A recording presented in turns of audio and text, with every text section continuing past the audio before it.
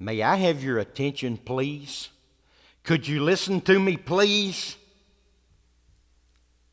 The way our story begins is the owner of the Locust City Funeral Home has just left. Their janitor, Pete, has just started his evening shift. In one of the back visitation rooms lay two local preachers who were gunned down earlier this week by Calhoun County Sheriff Bob Dunn and his cousin Kenny Dunn, who works at the post office. Both preachers were caught running their utility meters back to avoid any more electrical bills. And now the county's been stuck with having to pay for both the funerals. Both Pastor Massey and Reverend O'Kay lay quietly and awaiting their services tomorrow, to whom the whole town of Locust Bayou, Arkansas will soon go.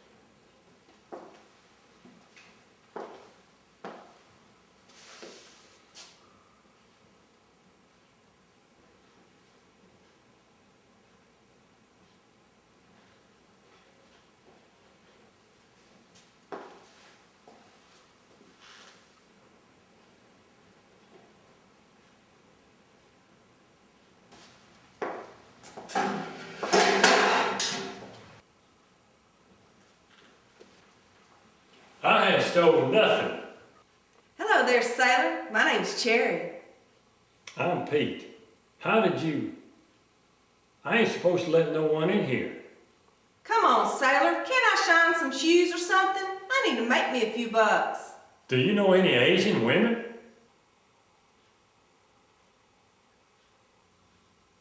An Asian woman will make a man rich for his billfold quick. What kind of back street funeral parlor is this? Selling you shoes and watches and stuff?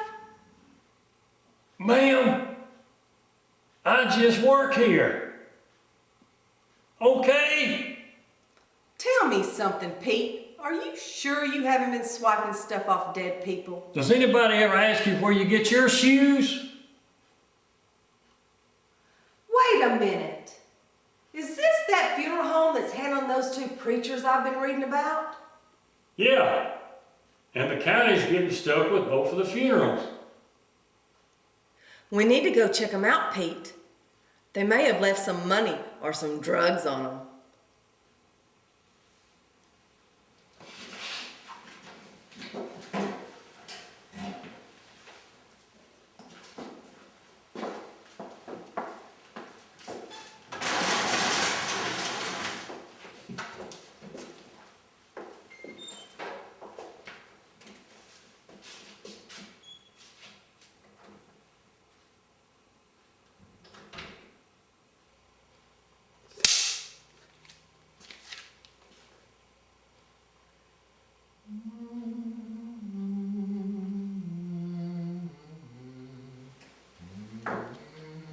Remember, Pastor Massey, each sunrise is a message from above.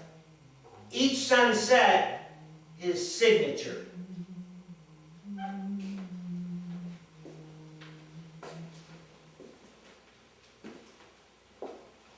Well, look at there. We've been blessed with company, Reverend OK. Hey, have you two angels been stealing electricity again?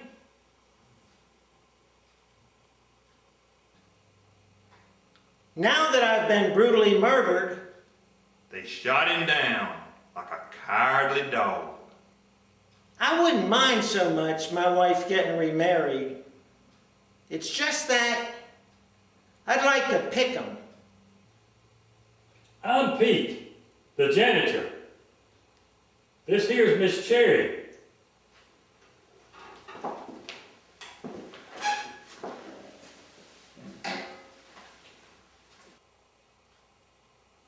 Boy, this sure is a trip. I sure wish we could send out for some cold beer and cheese. 2 crooks. Me and Pastor Massey were about to tell some more preacher jokes. A starving man asked the preacher, "Could you give me $1 for a sandwich?" And the preacher said, "Let me see the sandwich." A preacher asked his song leader, "I understand you haven't spoken to your wife in 4 weeks. The song leader said, "I just hate to interrupt her." I learned me a new funeral home joke. What did the mama casket say to the papa casket? Was that you coughing? Pastor Massey, what's went with our shoes? I was nowhere near those shoes. You backstreet country bumpkin liar, you! I wish she would learn to keep her big trap shut.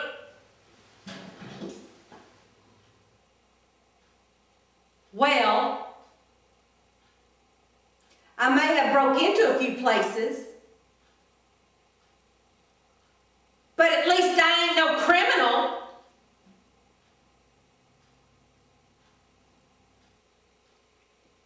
Pete, you look about like something the calves had chewed on.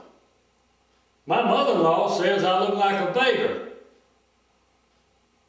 I'm just sitting here like an old rag doll. If they don't stop cutting all the timber around Locust Bayou, they ain't gonna be one shade tree left. Why don't they make trees out of boards? Pete, here at the funeral center, did you have to hide eggs here on Easter morning? No, we had to hunt them. At my service tomorrow, I'll guarantee you, my Aunt Ruby will be waving her arms and yelling, "Oh Lord, save us all!"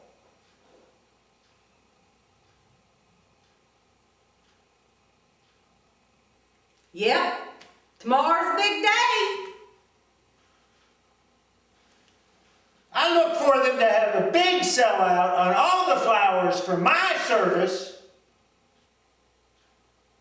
When the hearse drives me through Locust tomorrow, I bet all the businessmen be standing on each side of the road with their hat in their hands, just out of respect.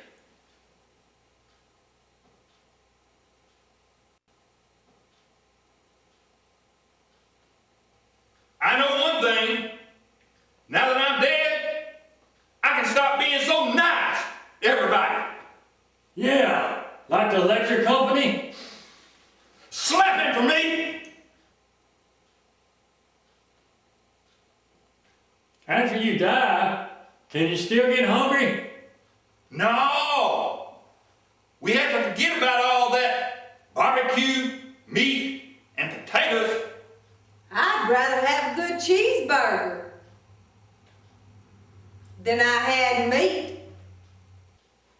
When that old man out of the Bible learned his wife was pregnant, he started yelling, "We're the next one! We're the next one!" Well, the Hampton paper stated that they're going to fly in Jimmy Swaggart to preach at both y'all's funerals. Oh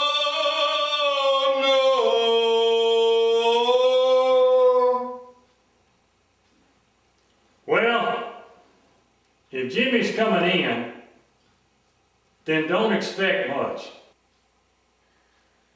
Well, I hope he don't bring that strange-looking son of his to Locust. He'll probably eat us all out of house and home. Well, we all know Brother Swagger, and he always did hate to have to buy anything. Yeah, he's gonna milk it all right. I could tell you a story about Jimmy Swaggart that'd make Bill Clinton blush. Now you watch. Jimmy's gonna make the rounds of every family member we got, and he's gonna get him a good plate. Stop picking on Jimmy. One Sunday morning, Jimmy stepped out of his church, and there I sat in my big red Mercury, and he went, "I see your new car."